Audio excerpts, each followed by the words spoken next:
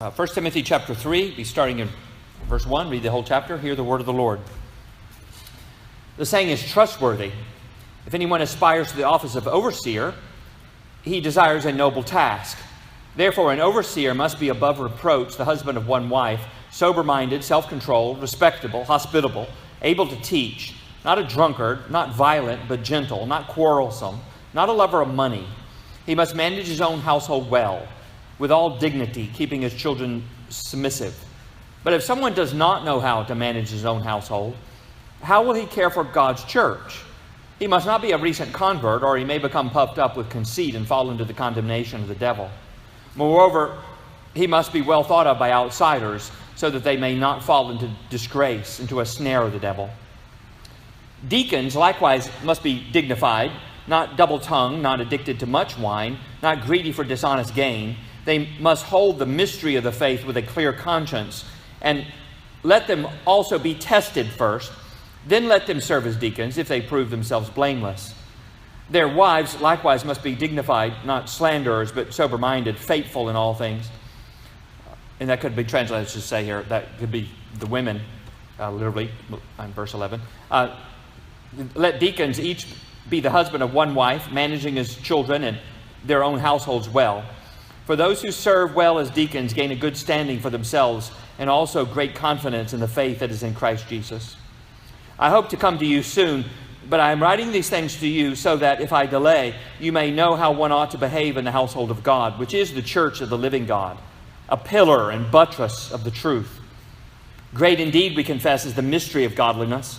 He was manifested in the flesh, vindicated by the Spirit, seen by angels, proclaimed among the nations, believed on in the world, taken up in glory. May the Lord add his blessings to the reading of his holy word. Well, anyone notice anything different? Yeah, I'm not wearing glasses. In fact, this will be the first time I've ever preached without glasses on, I'm pretty sure. Otherwise, I couldn't see before. This past Thursday, I had the LASIK procedure done. And so while it still takes a while, my vision's not perfect yet. It takes a while for the eyes to adjust. Is that Wayne in yellow? Okay, see? Couldn't tell if it was Wayne or Mary. I'm pretty sure it was Wayne. Anyway, I should be without glasses for now, at least, and for the first time since I was a teenager. And while I'm adjusting, like for the next week, I should be careful to follow the post-op instructions they gave me. Got to do like eye drops every 4 hours and wear an eye guard while I sleep. And there's a list of things not to do. No tackle football for now. For something as important as my eyes, I want to be careful to follow the instructions. I don't want to mess up. Now, I'm not usually the kind of instructions reading type. You know, get a desk to put together or something to assemble. I don't usually, you know, I'll do it myself, and then if I get stuck, then maybe I'll, consult the instructions. What about you? You like that? You ever bought something that has to be assembled? Like a piece of furniture, a bicycle, a computer system, whatever, and you got stuck? So you're putting it together and then have to resort to that extreme, drastic measure of reading the instructions. That happens to me, and then I get frustrated, at least when I get stuck, and then maybe I read the instructions, I can't figure them out. And I don't like that. So I was grateful that Mary and Wayne, is it like 6 months ago, whenever they assembled that little desk in my office there, and I let them take care of it. And I think Mary said Wayne actually follows instructions. Yeah, Wayne is one of these who reads the instructions ahead of time, so that's good. Many of us start with our preconceived notions. You get the box, put the stuff out. We look like I can put it together without having to look at that little booklet. Preconceived notions, how it should go together, and only go to the instructions if things go frustratingly bad. A lot of people are like that when it comes to putting a life together. They'll do things the way that looks right to them, the way that feels right, how they marry, or maybe they don't marry at all, raise their kids and spend their money, spend their time. And they might even get pretty far in life. And then they get stuck. Sometime or later they'll get stuck and frustrated. And they wonder why life is not coming together like they thought it would. Well, they didn't follow the instructions. And many people, particularly around here, I think, are definitely this way when it comes to putting a church together. They'll start out with how they assume it should work. don't bother reading the instructions. After all, a lot of people around here have been around, at least what they think is a church, all their lives, and so they think they know how to put one together. That's, of course, that it's obvious. We know how to do the church thing, but it's kind of, I've been going to church all my life. What's the trick? But that's kind of like thinking you know how to do heart surgery because you've always had a heart. Okay, that's not very smart, is it? There's a new generation now of church leaders who think they have a better way. They've maybe grown up with the church, but the old way they don't like. They have a new way. It's maybe purpose-driven. Start out with the purpose of the church, which they think is about attracting more and more people, and then practically shaping everything about the church to meet that purpose. It's sort of like the way business is done, isn't it? Business, you have your business, and you just ruthlessly design the business to fulfill its purpose, which is making money, right? If you're going to open a restaurant, does this make money? Put a sign out on the road, does this make money? Does getting new staff, does it make money or cost me money? That's just the way you think of business. And some people think like that in the church. What is this church supposed to do? Attract more people? So everything is designed around that mission. The problem with that, one is I'm not sure they understand really what the mission of the church is, what the church is. And they're not following the instructions.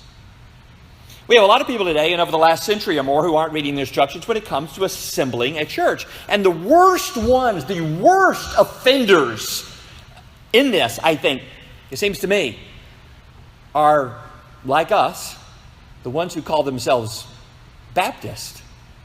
I've seen good defenses. I can show you good defenses I can respect, even though I may disagree with them, that I can respect, defending the Episcopal system of church organization with a bishop and like a hierarchy structured down, or the Presbyterian system of church organization. I've seen those. Or like us with elders and congregationalism like that.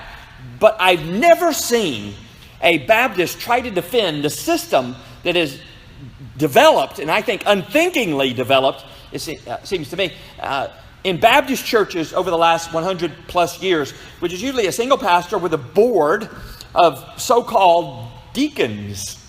Where in the world do you get a board of deacons? I defy you to go through the New Testament and find board of deacons anywhere in the whole Bible. It's as though I don't even think they've even considered the idea of reading the instructions.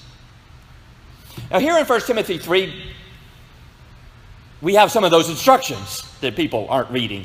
And here, again, the theme, as in last week in chapter 2, is summed up in verse 15, how to behave in the household of God, which is the church of the living God. This is how to behave. Now, how do you behave? Well, there's instructions telling us how. His instructions tell us that there are leaders, and they break down into two types of leaders, which we see in this chapter. He calls them, one, overseers. Elsewhere they're called elders, or deacons. Those are the two types. He begins that being a leader or overseer in a church is a good thing. And notice, by the way, carefully in verse 1, that the task is good, the role is good, being an overseer, not necessarily desiring it is good. He says, the saying is structured, if someone aspires to the office of overseer, he desires a noble task. The task is good. His aspiring to it, that's may or may not be good. That's not what he's saying is good. It might be, or it might not be, because some people aspire it for the wrong reason. But just because someone aspires to it, wants it, doesn't mean he should have it. Like in an army, leaders have to meet certain qualifications. No respectable army would make a general out of just any of the volunteers, would it? Get all the volunteers together. Who wants to be the general? Who wants to be in charge? Somebody raises their hand. Okay, you. What in the world?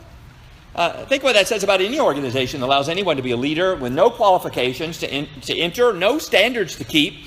An organization that will allow just kind of any warm body to be a leader has really lost all sense of itself, of its mission, what it's about. If it were the military, we'd say that his morale was low.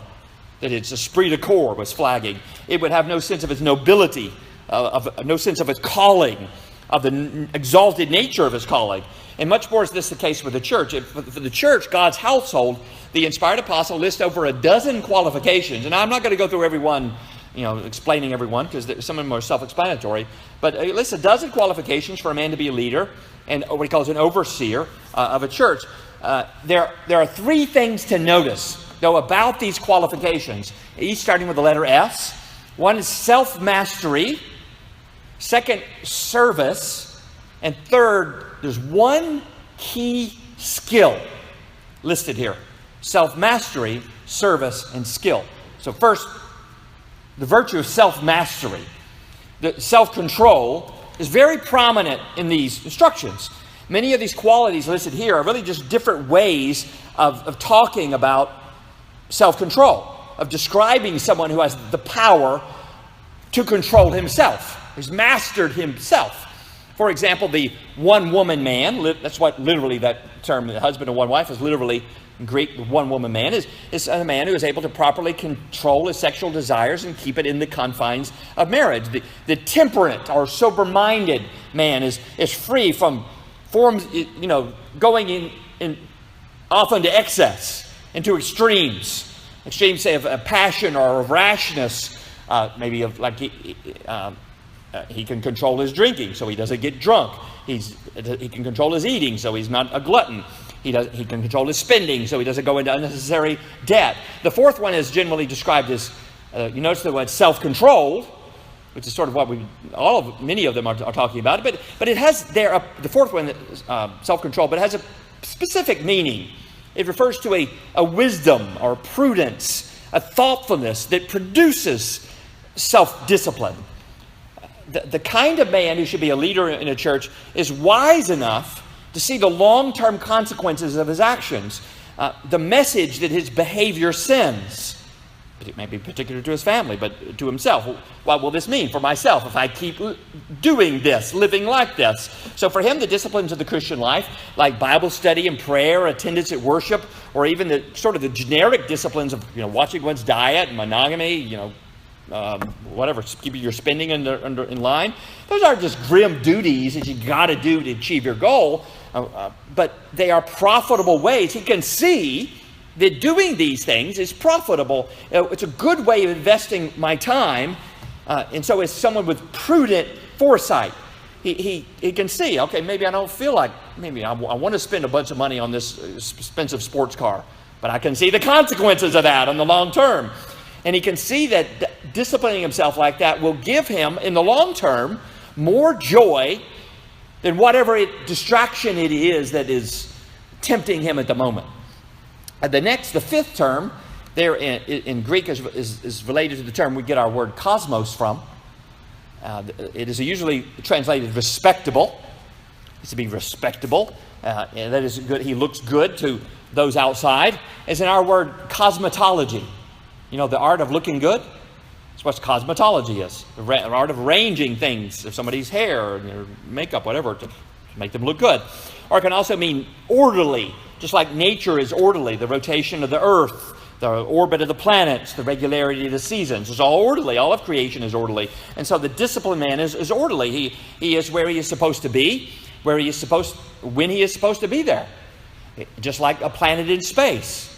And that's respectable. He does what he's supposed to be doing. He's not easily swayed by feelings or deterred by obstacles. And you can respect that, right? Only a person who is able to rule himself can be given rule over others. Now, one key way of seeing if someone has self-mastery is to examine his family life. When it comes to family life, you notice the apostle stops, because he's just listing a lot of things, one word at a time. But for that one, he stops and for 2 verses emphasizes it. He really bears down on that. This one is especially important, he's saying. And one of the best ways to see where one's heart is to see who they marry. A fact that I tell Mary makes me feel very good about myself. Makes me kind of wonder about her, though. What's up with that? But, I know of young men who've said that they have a heart for missions. They want to go into missions and preach the gospel to other nations. And then they are marrying a woman who has no desire for missions. Okay, there's something wrong with that. Your desire for missions wasn't so important to you that it determined who you married. Well, literally here, verse 4 says, he must rule his own household well, and having his children in subjection with all gravity. And notice the overseer must rule. He's the one in charge, his family. He's the spiritual leader. He's not the kind that's, dragged to church by his wife. Right? He rules it well. And one way to see if he is really doing that is whether his children will, if they respect him. Most of the time. Sometimes you get children who go off wild. We understand that. But if they respect their father, it's a good sign. Children will respect a father who does what he says and says what he does, who doesn't make wild threats when he's angry. I'm going to skin you alive, you brat. And only to back down when he's not. And when he's calm and he's in a good mood, he'll just let the kids do anything they want. But he's not an unreasonable ogre, shouting demands like a drill sergeant, ruling his household like that. No. But neither is he a soft touch, kind of easily manipulated by tantrums. He'll give in to any wild tantrum or by tears. Daddy, I want that. Okay, he's not so easily manipulated. A father who rules himself isn't easily manipulated, so we can rule his house and perhaps the church too. And Paul bears down on this particular qualification. If anyone does not know how to rule his own household, how will he care for God's assembly? Imply against God's household, right? This is the standard that all overseers, including myself, must be held to. If we cannot lead and gain the respect of our own family, we can't lead in the church, which is God's family. In verse 6, there's another qualification Paul elaborates on. The overseer must not be a recent convert. Here the church has suffered for not following these instructions. Sometimes young men are, and by being, if you're young enough, you're going to be a recent convert, just for the sake you're young. Young men are sometimes put into leadership simply because they have a gift for preaching. They can speak well, they're entertaining, they're energetic, they're lively because they're young, they have the right demeanor. They have an apparent anointing, some people call it, or maybe they have money, they have a good career, they've just graduated, you're a young doctor or whatever. Sometimes just because they're willing to volunteer. When the church has an opening, they say yes. People are happy because someone's taken the position. If he's eager, as many young people are, he starts out well. He's lauded with praise. Oh, he's the greatest Sunday school teacher ever. We love hearing him. He's complimented and offered more positions. And soon, just as Paul said, he gets a swelled head, puffed up, conceited. And the Greek word there describes people who live in a kind of self-centered fantasy. He thinks he's just so great because everyone's told him how spectacular he is in his speaking and his singing or whatever it is. And they begin to believe all the high praise and begin to think they're the best thing to happen to the church since Pentecost. Just like Lucifer, who stopped looking at the ultimate source of beauty and glory, and then fell in love with himself, with the reflected beauty and glory coming from himself. So such a young, untried, puffed up person gets deluded, just gets his head filled with, just ideas of his own perceived greatness and forgets where all his gifts came from. So God judges him in a similar way as the devil. Think how God judged the devil. Cast him down. He says rules over there. He has his little domain. He may think he's great. In the end, though, it won't turn out so well for him, will it? One of the strongest and most stealth drives we all have is our pride. Our satanic delusions of grandeur. And sure, aspiring to be an overseer can be a noble task, but sometimes men desire it for selfish reasons. The task itself is noble. Sometimes the reason people aspire to it is not. Sometimes they aspire to it for selfish reasons. They want to be the teacher. They want to be the center of attention. Maybe they don't care about the money so much. They got that taken care of. They're not really just after the cushy job. No heavy lifting required. That's nice. But they're just puffed up. It can appeal to a person who just likes to hear himself talk. He craves, the kind of person who just craves spouting his own opinion, who just loves to be the center of attention. They may want to be the great teacher, of the word, or whatever you want to call them. So don't push a young man into being a pastor or elder too soon. Let them mature. Maybe let them get a spouse who doesn't take them so seriously. Experience a few failures. Learn the self-mastery called humility. The second thing to see about the instructions for the church is service. the missionary purpose, the reason behind these qualifications. Look at the first one in verse 2. An overseer must be above reproach. Well, reproach from who? Well, basically from all kinds of people. That doesn't mean perfect, of course, or else no one would be qualified. But it does mean that we could call a public meeting, invite the whole town, invite all our neighbors around, say, hey, we're thinking of putting this person up for being overseer of the church. What do you think? And while people may remember some bad things, I remember when he used to run around town 40 years ago, something like that in the distant past, no one would be able to point to ongoing behavior now that currently would make that man an embarrassment to the church. If they're fair, anyway. Maybe there'll be some unfair people have unfair things to say, but fair people would not be willing to say, he continues to do this, blah, blah, blah. Even outsiders would say, yes, he's a good man, he's a decent neighbor. And that begins the list above reproach. And then look how he ends the list, because I think he comes back at the end to near where he started, verse 7. He must be well thought of, and here particularly by outsiders. People should not be able to look at the church and think, if that's the kind of people they have as leaders, guys like him, man, their standards must be awfully low. We give Satan ammunition in his malicious eagerness to discredit the gospel. He does his best to discredit the ministers of the gospel. So let's not put up people who are easily discredited. We care what our neighbors think of us that's because we care about our own reputation, but because we care about the reputation of the gospel, about the reputation of the Lord that we represent. And so we need people who are well thought of. Paul says in verse 7, when we make someone a leader, we say, he's someone who represents us. He exemplifies who we are. This is the kind of life the gospel creates. And we understand not perfectly. No one's perfect. But look, the grace of God has been at work in his life and in a way that we respect. So here he is. And if someone sees that, and the person we're putting up is someone the neighbors know is not reliable, maybe he's not a person of integrity, who makes promises he doesn't keep, who breaks his commitments, who's driven by ego, whatever, they hear him shouting at his wife all the time from his house, that kind of thing, then the world says your gospel is irrelevant. That's what the gospel does to somebody. We care about the reputation of our leaders, not just because because we want to be a reputable organization, but because we want the gospel to be reputable, to be well thought of. We have a mission to commend the gospel to the world. And whom we select as leaders impacts that mission. So we select leaders then who serve that mission. That's the second thing. The third final characteristic of that list, notice there's one vocational qualification. In today's world, we would probably think if you're structuring the church to meet the mission we want to grow, you probably make it all about qualifications. He's got to be an excellent orator. He's got to, be good looking. He's got to be put on a good manager. Blah blah. Look at the way most churches today put out ads for pastors. Most of them will list those all kinds of things they can do.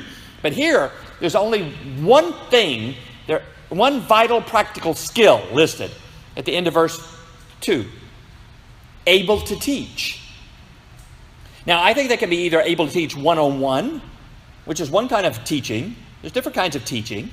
There's preaching, and there's kind of a lecturing kind of teaching, but there's a one-on-one kind of teaching. They can sit down with someone, and people feel very comfortable talking to them one-on-one, and they can instruct people one-on-one, give and take, and they're very good at that.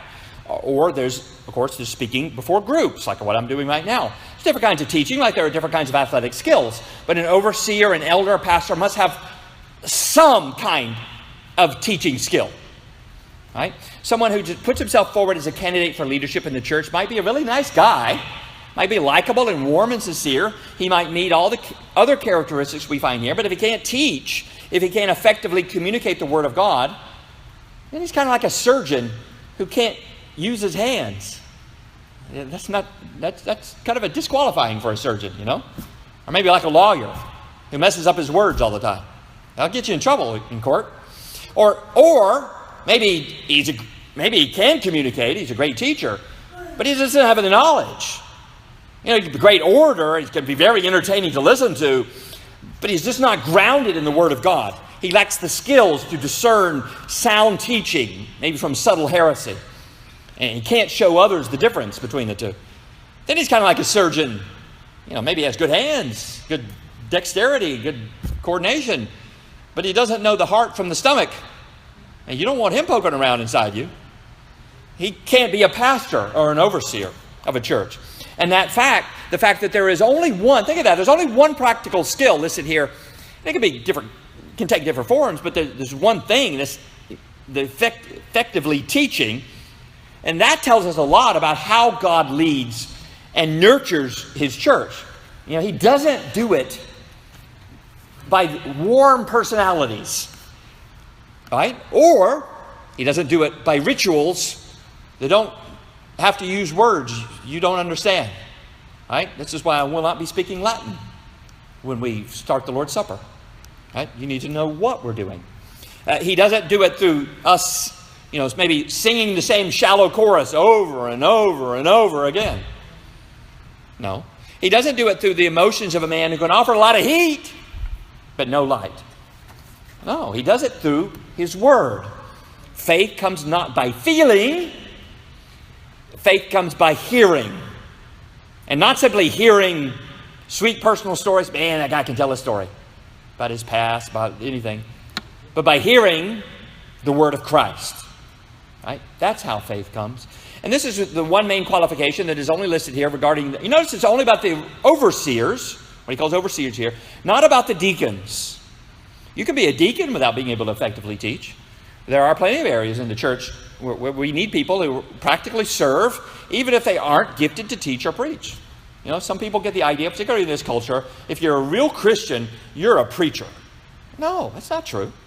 Really, all the virtues listed here are qualities all Christians should have. All of us are expected to have these, except for that one about teaching. You're not expected to be able to teach. There's no moral fault.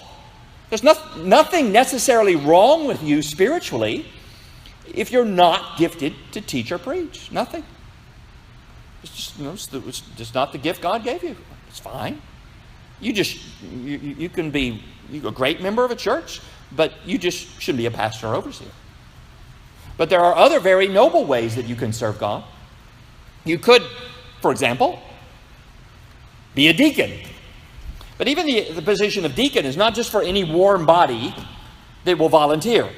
Paul begins the list of qualifications for deacon with a telling, likewise, like being an overseer, sure, it's a noble task, but like being an overseer, there are standards, there are instructions to follow. Deacons must take, he says, their responsibilities seriously as the people that take care of the practical affairs of the church. Maybe it's budget, it's bank account, it's property, it's dealing with other outsiders outside, maybe leading the music like Justin does, the sound system like Alan does. And we suffer when they're not here. Even dealing with people in the church. Deacons must not be, he says, double-tongued. Like we could say two-faced, that is, they tell one person or one group of people what they want to hear, another group of people what they want to hear, and there's two different things. People don't know what to believe after a while. That kind of talk is easy to do when you just want to immediately please everyone, but eventually it promotes division and suspicion as people don't know what to believe. Hey, he told me this. Well, he told me the opposite. Well, deacons exist to promote unity. Believe it or not, the office of deacon appears to have been created in Acts chapter 6 to settle a divisive dispute.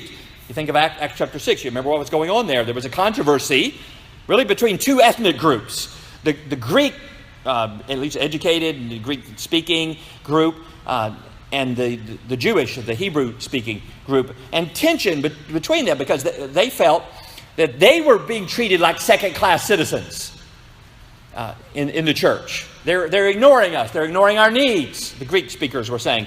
And the unity of the church, that it is Christ who holds the church together, not ethnicity. Right? The white people are getting treated better than the rest of us. No, that should never be it. If that happens, we need to resolve that somehow. Maybe deacons to resolve it. It should be Christ who holds the church together, not ethnicity. And that's so important. The office of deacon was created originally to maintain the unity and heal the divisions. But the apostles, who were also the overseers of the pastors of the church there in Jerusalem, did not want to be distracted from the work of preaching and teaching. And so they selected 7 men to serve as deacons. And they resolved this controversy. They stopped a growing rift in the church in the way they served as deacons. And that's part of what the deacons should do. Deacons have a special responsibility to be shock absorbers in the church, forces for unity and harmony. They must hold, notice that in verse 9, they must hold, not just know, because he could say they must know the mystery of the faith. They must know the gospel. But he doesn't say that. He says hold. He chooses that word in particular. That is securely grasp the mystery of the faith. That is that great gospel. They must firmly hold on to it. That was revealed by God. They must know it clearly. They have a strong conviction of it. So it's not just for someone who will do the task. It's someone who strongly understands the essentials of the faith, of the gospel, and then can they do this? Even if they're not responsible for vocalizing the faith, that is verbalizing, teaching, defending the truth, they must not be people who would embarrass the church by being easily led astray. Hey, wasn't he your deacon? Now he's over at the Jehovah's Witnesses? Oh, yeah. That looks bad, doesn't it? They must firmly hold what has been revealed. That is that mystery that we are to have faith in. And he'll explain what that is at the end of the chapter. And once again, not just any warm body will do.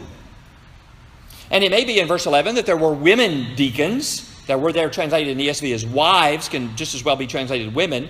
Women deacons or deaconesses serving the Lord by practically serving the church, promoting peace in the church, not talking down people behind their backs, fulfilling their obligations, reliable, and being a good example to those outside. And do all this without pay. It's without pay. Why? Why would you do all that without pay? Because in verse 13 there's a reward, a reward of a good standing, a step upward toward God, toward sanctification, a richer spiritual experience, growing in grace to be like the Lord, sense of being nearer to God, sharing in the nature of the Lord Jesus himself, who stooped and washed the disciples' feet, who said he was among us as one who served. That's the reward, being like him. That's the reward for being a deacon, serving with a right heart, not out of some burdensome religious duty.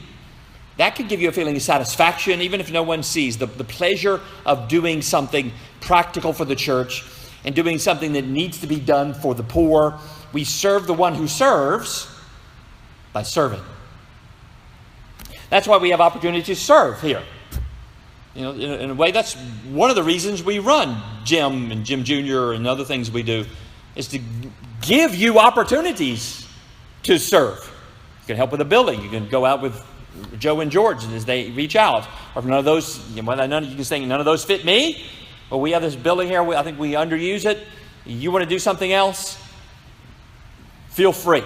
Think of something else to do. And then finally, Paul tells Timothy in verse 14 that he wants to see him soon. Think of this, starting in verse 14. This is not just remarks. He wants to see him soon. He's planning on personally meeting Timothy. Otherwise, he's going to go visit him. But in the meantime, he fears he might be delayed. And so he writes this letter to convey what he sees as the most urgent and important matters. The instructions. That's important to keep in mind. Because you remember, he could have just waited to tell Timothy all this when he goes to see him soon. But he didn't think Timothy could wait. I've heard people dismiss all this talk of the elders and deacons, what's called polity. Oh, it's so boring. It's so unnecessary. And they'll say maybe for themselves to say, I'll serve. I don't need titles. We don't need structure. We don't need all this organization. And that sounds noble, and it probably is well intended. And actually here for a while for deacons, to just say let them be tested, which means you probably let them serve for a while without an office, without a title. And if they do that faithfully, then you give them the office, the title later. But some people just kind of blow off the whole idea that we need elders and deacons and membership and polity and the structure and organization. Well, we don't need all that. What's the purpose of it? Well, you see right here, it's in the instructions. Some of it is these instructions. And you got to ask them, what about the instructions? Why won't you follow them? They don't think they're important. Thinking, well, maybe as long as the job gets done. Who cares about positions or qualifications? But here Paul says that these things are so urgent. These things are so important. I can't wait to get to you to tell them to you. I've got to send it to you now. Timothy, you must know this now. I know this may not be the loftiest, most inspiring part of the Bible, talking about elders and deacons and stuff like that. But this is the instruction manual for the church here in 1 Timothy. This is how we ought to live together in God's family, God's household. The church, Paul compares in two word pictures in verse 15. He draws two comparisons for the church. He says first it's a pillar, and then to a buttress, or the word could be a bulwark, part of a fort. Paul was writing to Timothy in Ephesus. Paul knew Ephesus. He had spent a long time there. In Acts chapter 19, Paul's preaching first caused a riot in Ephesus as the citizens, the pagan citizens there, especially the silversmiths who made little idols, they were in the idol making business. So they had a money issue with him. He was cutting into their income. But they rightly saw that Paul's message undermined the god Artemis and her outstanding temple. And so they came out into the street and shouted for 2 hours the mantra, "Great is Artemis of the Ephesians." Maybe it rhymes in Greek, I don't know. It doesn't rhyme in English. But that was what they were chanting, shouting against Paul because he was preaching there. Now, there's one thing to know about Ephesus. Ephesus was the headquarters, sort of the Mecca of Artemis worship. Artemis was a Greek god, female goddess, I guess. And her temple there was one of the 7 wonders of the world. It's just a magnificent temple that just, of course, it made Ephesus such a respectable. This is what we have to show off, what we have to feel proud of. This great temple of Artemis we have here with us. It had 100 grand, huge, we call Ionic columns. These tall, thick pillars that held up the temple. And Paul, by comparing, he's saying the church, you are the church. You're the pillar. The church, a church like Timothy's here in Ephesus, or ours here. You're a pillar of truth. Just like those grand pillars held up the Artemis's temple, so too the church holds up the truth. That truth of that great mystery, great indeed. That's how great it is. Indeed it is great. That great mystery that was revealed in Christ, what we call the gospel. The church depends on the truth for its existence. Okay, we didn't make up the truth. That didn't come from us. We've been given the truth. But then the truth depends on the church for its proclamation. That is, just like those pillars held up that temple, we, the church, hold up the truth, this great mystery of the gospel. We rest on the truth before God, but before the world, the church holds up the truth for all to see. The church is God's chosen instrument to hold up His truth. The church is also, we're told, a bulwark, which is an especially impregnable part of a fort, a fortress, or a citadel, or it could be translated a buttress, or a reinforcement, like a column. I don't know, some of these things up here are probably called buttresses, I'm not sure which, but some of these steel girders that hold up the building. The church then defends, like a bulwark and a fort, the truth, or it supports the truth, it reinforces it, holds it up so we don't succumb to the falsehoods of the world. The rest of society might get swept away by the lies that become popular at one time or another, by waves of immorality or fads, just fantasies that they think they can deny reality, like so-called homosexual marriage. But the church should be immovable. Like, you ever seen a rocky seawall and the waves just crash against it? But the waves break and pound, but they never get through.